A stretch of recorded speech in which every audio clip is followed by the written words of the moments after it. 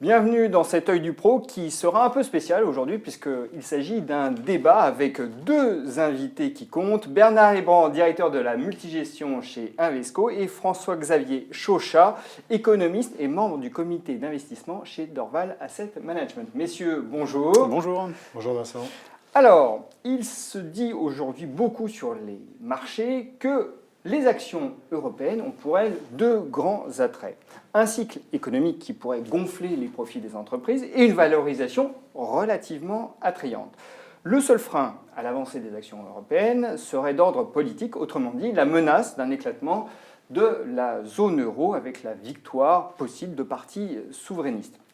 Nous avons eu les élections aux Pays-Bas et elles ont été marquées par l'échec relatif du PVV de Geert Wilders, qui n'est arrivé qu'en seconde position. Alors, ma question, elle est relativement simple. Est-ce que les investisseurs surestiment aujourd'hui le risque politique? Autrement dit, est-ce qu'aujourd'hui, si l'on postule que ce risque est surestimé, il n'est pas temps de se renforcer ou de prendre position sur les actions européennes? François-Xavier. Oui, il est normal que les investisseurs prennent peur, parce que ce qui est en jeu dans ces élections, c'est ce qu'on appelle le risque systémique. C'est-à-dire la possibilité qu'une infrastructure monétaire, en l'occurrence l'euro, disparaisse ou au moins soit en crise. Et on a vu les dégâts que ça pouvait faire en 2011-2012 quand cette première crise de l'euro est arrivée. Donc c'est normal que même si la probabilité est faible, tout le monde s'accorde à dire que cette probabilité est faible, l'événement associé est tellement fort qu'il est logique qu'un certain nombre d'investisseurs, en particulier hors de la zone euro, en Asie ou aux États-Unis, mais même aussi à l'intérieur de l'Europe, eh bien, hésitent à prendre et soient réticents. En revanche, je pense qu'effectivement, ce qui a l'air de vouloir se dessiner, il faut être très prudent évidemment, mais ce qui a l'air de vouloir se dessiner, c'est que, le scénario noir où un parti anti-euro prendrait le pouvoir a aujourd'hui une probabilité très faible. On l'a vu en Hollande. On voit que les sondages aussi en France pointent vers un deuxième tour avec une victoire soit de Macron, soit de Fillon, avec des marges relativement importantes. Oui. Et dans les autres pays, alors on ne sait pas encore ce qui va se passer en Italie, on ne connaît pas la date des élections, mais on sait qu'en Allemagne, aucun parti anti-euro n'est susceptible de venir prendre le pouvoir. Donc le scénario noir est plus ou moins exclu. Après, maintenant, on a le choix entre un scénario, je dirais, de soulagement et un scénario plus rose qui, lui, commence à devenir crédible. Ce serait l'idée, en fait, qu'en Allemagne, Martin Schulz viendrait prendre le pouvoir à la place d'Angela Merkel en septembre-octobre, et avec derrière un scénario où la distance de culture économique et de projet qui est apparue entre la France et l'Allemagne se réduirait, parce que d'un côté, on aurait soit Fillon avec son discours relativement allemand, quelque part sur l'économie, soit Macron avec un discours relativement fédéraliste sur l'Europe, d'un côté, donc plus proche de l'Allemagne, et du côté allemand, un Martin Schulz qui lui aussi serait davantage enclin à venir faire un pas vers les voisins latins. Et ça, ce serait un scénario encore meilleur pour les actions européennes. Bernard, est-ce que vous partagez cette analyse et est-ce que vous estimez donc que ce risque, qui semble faible au dire de François-Xavier, est aujourd'hui surestimé? Alors c'est vraiment intéressant de voir qu'on a deux visions assez différentes selon qu'on est en France. Et là nous parlons, je précise, depuis la France, ici entre apparemment des gérants plutôt français. Et puis nos homologues autour de nous, que ce soit dans le reste de l'Europe ou ailleurs, qui accordent une probabilité un peu supérieure à ce que nous, on a l'air de voir ici. Ce qui fait que les écarts de rendement, les fameux spreads entre le rendement des emprunts d'État français et le rendement des emprunts d'État allemands, s'est tendu de manière assez significative, sans que ça annonce de catastrophe, mais enfin on a quand même quelque chose d'assez significatif qui nous dit qu'il y a un risque qui a augmenté de manière non neutre ces derniers temps sur la stabilité d'une manière ou d'une autre de la dette d'État française. Mais est-ce que les investisseurs étrangers ont bien conscience des mécanismes électoraux qui sont à l'œuvre en Europe? Parce que j'ai entendu dire que certains ignoraient complètement, par exemple, que les élections présidentielles françaises se déroulaient sur 2 tours. Et lorsqu'ils regardent les sondages et qu'ils voient Marine Le Pen au premier tour, ils ont peur. Alors voilà, ça c'est vraiment quelque chose qui est très compliqué. Chaque pays, vous le savez, a des systèmes électoraux très différents. Nous, il se trouve qu'en plus, on a 4 tours cette fois-ci. puisqu'on a deux tours de présidentielle, 2 tours de législative, donc c'est quelque chose de très compliqué à expliquer. Donc même si les détails sont assez mal connus, le risque est considéré comme non neutre par les investisseurs étrangers, et ça fait qu'on a ce niveau de risque qui se traduit sur les emprunts d'État. Sur les actions, pour le moment, ça a été plutôt très très bien absorbé. Si vous regardez... Si vous prenez un autre point de repère électoral, qui est l'élection de présidentielle américaine au mois de novembre, si vous aviez acheté des actions américaines ce jour-là en vous disant que l'Amérique allait être grande à nouveau et que c'était parti pour la gloire, en fait, vous avez fait moins bien que sur les actions européennes. Les actions européennes ont fait mieux que les actions américaines depuis le début novembre. Le risque politique, il faut... Alors, premièrement, c'est un peu compliqué de prévoir l'avenir et les sondages ont prouvé leur qualité de prédiction. Depuis quelques temps. Deuxièmement, même si vous connaissez le résultat, en fait, vous avez assez peu d'idées de ce que ça va donner en termes de traduction sur les marchés financiers. Et pour le moment, on nous dit oui, il y a un risque. Comme ça vient d'être dit, c'est un risque qui serait systémique, avec une probabilité faible. Donc ça amène une prime de risque, mais pour le moment, ça n'a pas pénalisé les actions encore. François-Xavier, oui. J'ai 2 points à préciser là-dessus. D'abord, ça pénalise quand même les actions européennes depuis pas mal de temps. Nous estimons chez Dorval Asset Management que la prime de risque européenne par rapport aux États-Unis sur les marchés actions est de l'ordre de 15%. Donc on est pénalisé, hein, il n'y a aucun doute là-dessus. Le deuxième point, c'est que je partage tout à fait votre avis sur la façon dont est perçue l'Europe hors d'Europe. Il y a effectivement une estimation plus grande de la probabilité d'un accident, mais attention, il y a aussi à l'intérieur de la zone euro des institutions européennes qui ont commencé, depuis le début de l'année, à prendre des mesures au cas où. Et sur un segment de marché où vous n'avez pas d'étrangers, entre guillemets, de non-européens, qui est la partie très courte de la courbe allemande, on a vu que quand Marine Le Pen montait dans les sondages en février, hein, les journaux ici titraient « C'est un boulevard pour Marine Le Pen » avec l'affaire Fillon, avec tout ça, eh bien vous avez vu le 2 ans allemand aller à moins 1%. Pourquoi ? Parce que ça ne venait pas là des Américains ou des Asiatiques, ça venait des banques à l'intérieur de la zone euro qui commencent à dire « Ah, moi, mes excès de liquidité, maintenant je les mets en Allemagne, on ne sait jamais ». Donc vous voyez que toute cette tension n'est pas simplement un phénomène les gens hors d'Europe qui ne comprennent pas et en Europe on comprend. Non, à l'intérieur de la zone euro, vu l'importance des enjeux, il y a aussi des mesures qui sont prises. Très bien, mais là vous posez un état des lieux, vous dressez un état des lieux, vous posez un diagnostic. En l'occurrence, sur les marchés, on essaie d'anticiper. Est-ce qu'aujourd'hui, il faut profiter justement de cette prime de risque en considérant qu'elle va s'évaporer ou non? C'est ma question. Alors, si on doit ressortir la boule de cristal, c'est toujours un peu compliqué. Maintenant, on sait qu'à peu près, quelle que soit la période d'observation, les actions américaines font toujours mieux que les actions européennes. Ça peut se discuter, mais ça va se discuter. Ça se discute déjà. Mais il faut quand même bien choisir sa période d'observation pour que les actions américaines fassent moins bien si on fait quelque chose avec le risque de change, parce que ça change la donne, si on sait gérer le risque de change. Est-ce que maintenant, on a une possibilité pour que les actions européennes fassent mieux que le reste du monde? Oui, on a une vraie possibilité à cause d'un certain nombre de facteurs. Et effectivement, aujourd'hui, elles sont moins valorisées simplement. C'est un peu structurel, les actions européennes, ça se paye généralement moins cher que les actions américaines. Aujourd'hui, c'est nettement le cas. On peut en profiter, et on peut en profiter d'un certain nombre de manières, que ce soit en profitant de la hausse des marchés, comme c'est le cas depuis quelques mois maintenant, ou tout simplement en profitant du dividende, qui peut être intéressant pour pas mal de souscripteurs, et qui est bien supérieur en Europe à ce qu'on a dans beaucoup d'autres régions du monde. François-Xavier, vous vouliez corriger un petit peu? Oui, alors corriger... Enfin, corriger. Non, pas apporter corriger, la contradiction plutôt. Juste sur un point, c'est qu'effectivement, ce qui vient d'être dit est complètement juste si on parle des indices boursiers. Ouais. Là, vous avez entièrement raison. Les indices boursiers. Mais les marchés et les indices, on a tendance à les confondre. Or, en fait, ce sont 2 phénomènes différents. Si on a eu une gestion non indicielle, on a investi dans les entreprises européennes qui, depuis plusieurs années, ont été les principales bénéficiaires de la reprise économique, de l'assouplissement quantitatif de la BCE, etc., eh bien, on a fait mieux que Wall Street. On a fait mieux que le S&P 500. Donc ça, c'est un point très important. Les indices boursiers européens ont eu une performance déplorable depuis 7 ans parce que leur composition les amène à avoir ce comportement déplorable.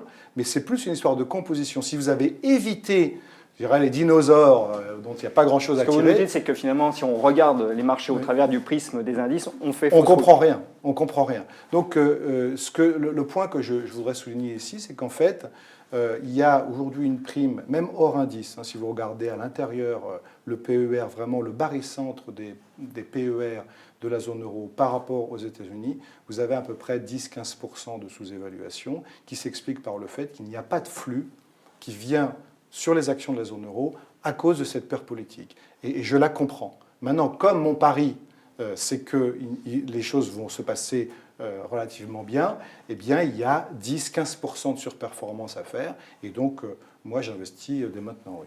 Alors, on est déjà plutôt à la moitié de notre émission et j'aimerais qu'on aborde un peu les choses sous un autre angle.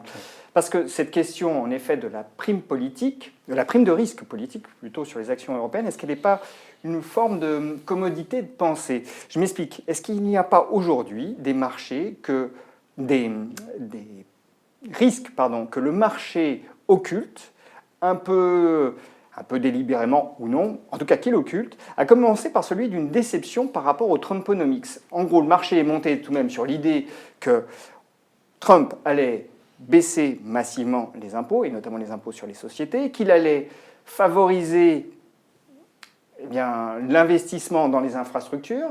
Aujourd'hui, on est tout de même dans le flou en ce qui concerne ces deux pans de son programme. Est-ce que là, il n'y a pas un risque de déception? Et si ça déçoit aux États-Unis, on imagine mal que les marchés européens performent aussi.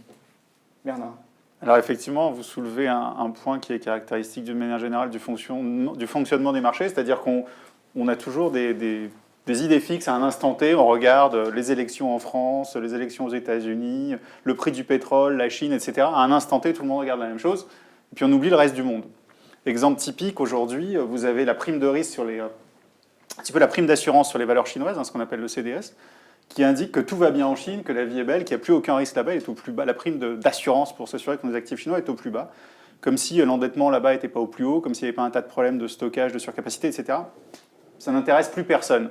On est vraiment focalisé sur l'Europe et sur ce risque politique. Si on regarde un tout petit peu en dessous, effectivement, sur les États-Unis, on est toujours dans un flou absolu là-bas au niveau, à nouveau, politique et fiscal en particulier. Et même si on regarde vraiment ce qu'on va acheter, parce que ça vient d'être rappelé, il ne faut pas s'intéresser juste à la surface, mais il faut regarder les entreprises en dessous un tout petit peu. Si on s'intéresse aux bénéfices des sociétés, parce qu'à la fin c'est ça qu'on achète quand on achète des actions, c'est les bénéfices futurs des sociétés. Qu'est-ce qui se passe? Et c'est un peu une nouveauté cette année. Aux États-Unis, ces bénéfices ils sont en vue en baisse depuis quelques temps, on attend de moins en moins. Et en Europe, c'est un peu la grande nouveauté. Finalement, plus le temps passe, plus on se dit que les bénéfices cette année vont être bons. En Europe.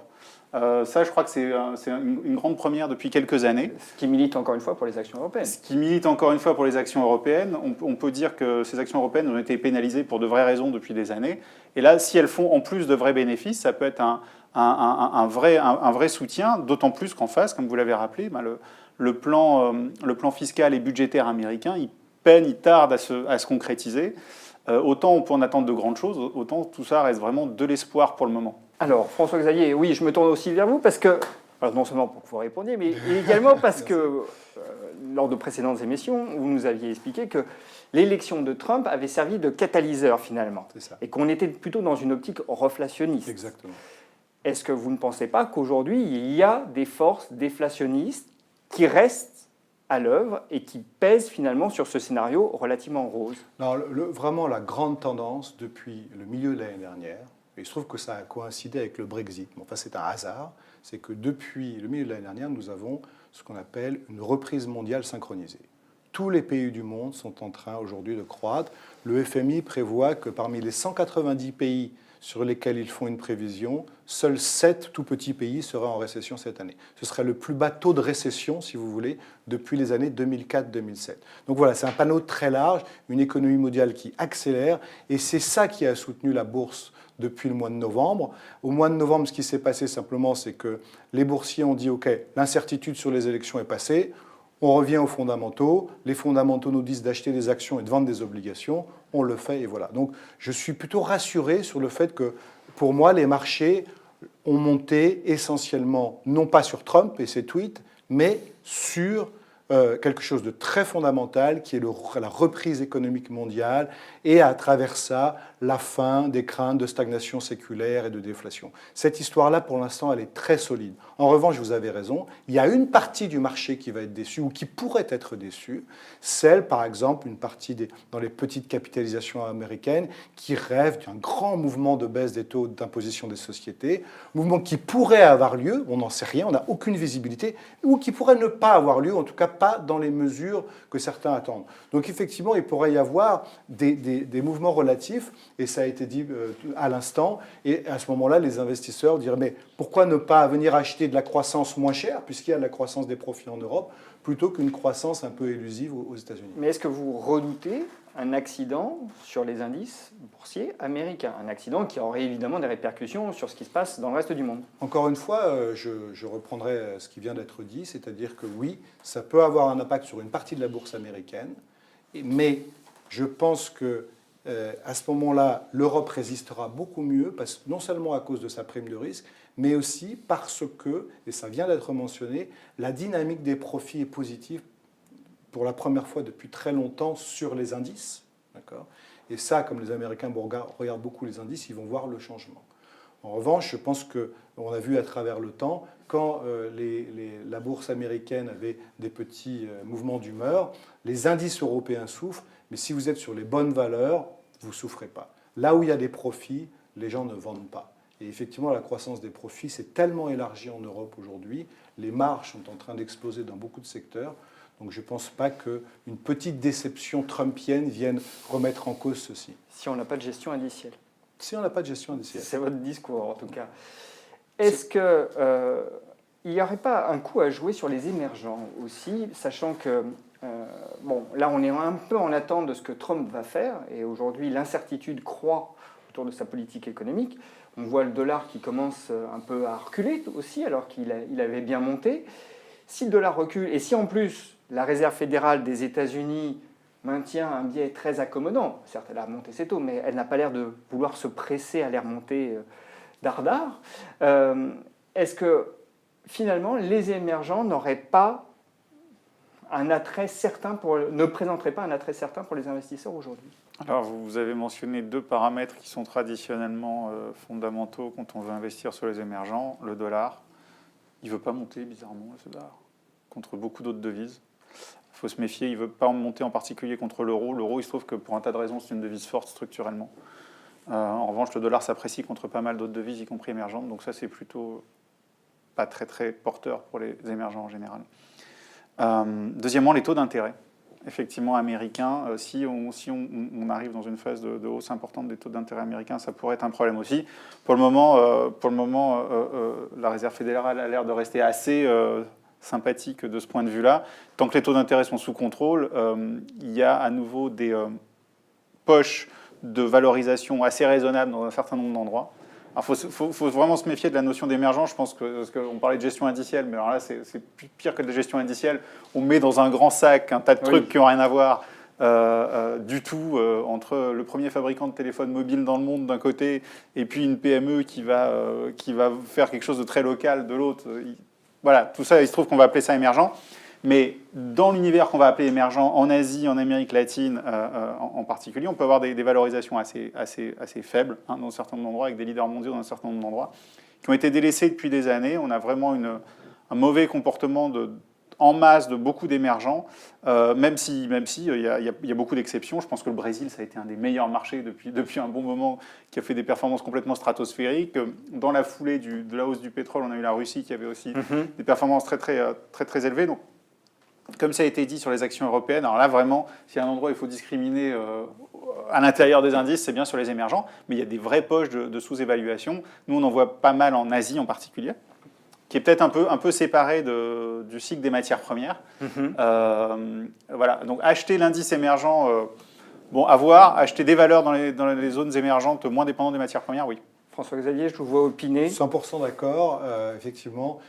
Alors, chez Dorval, nous, surtout dans le fonds Dorval Flexible Monde, on s'était initialement très exposé aux entreprises émergentes, justement, qui allaient bénéficier de la stabilisation des matières premières. Donc initialement Brésil, Russie, Indonésie, etc. Les usual suspects. Okay. Et effectivement, là, on est en train de regarder beaucoup plus vers l'Asie, moins lié aux émergents, aux matières premières, parce qu'il y a une stabilisation des matières premières, ok, mais il n'y a pas de boom des matières premières. Donc on va se déplacer vers ces zones de croissance. Alors pourquoi les émergents sont aussi attractifs? C'est parce que, comme je le disais à l'instant, s'il n'y a plus de trous dans la croissance mondiale, eh bien, il est bon d'aller partout, même en Afrique. Hein. Donc c'est vraiment le moment de s'exposer beaucoup plus largement à la croissance mondiale. Donc ça, c'est un point très positif pour les émergents. Après, il faut simplement se méfier d'une chose, c'est qu'il y a des réflexes un peu pavloviens sur les marchés émergents qui ont tendance à dire « oulala, si le dollar monte, je ne veux pas aller là ». À la fin, sur longue période, ça ne marche pas d'ailleurs. Mais pour courte période, ça peut marcher. Alors qu'est-ce qu'on fait? Nous, dans le fonds d'Orval Flexible Monde, on est de plus en plus exposé à un panier de valeurs émergentes, mais on se couvre effectivement en vendant des obligations américaines et en vendant un peu de dollars, avec l'idée que, justement, il ne faut quand même pas oublier dans le monde dans lequel on est. Le monde dans lequel on est, c'est quand même un monde qui va vers la réflation, graduellement plus d'inflation. Il y aura une nouvelle phase de hausse des taux longs. Ça me paraît clair. Donc, il faut quand même partir sur les émergents, se diversifier, mais avec une couverture. Le poids des actions européennes en Dorval Flexible Monde, il est de Alors, combien? le poids des actions européennes lui-même est autour de 35%, et le complément, ce sont des actions émergentes à hauteur de 12%. Donc on a une bonne vision des convictions chez Dorval Asset Management. Et du côté d'Invesco? À nouveau, beaucoup d'actions dans les portefeuilles. On est généralement assez proche des plus hauts autorisés sur les différents mandats, avec beaucoup d'actions européennes à nouveau, de l'Asie émergente et quelques secteurs de croissance américains. Ben voilà, une bonne émission. Bernard, François-Xavier, merci. Merci. Merci.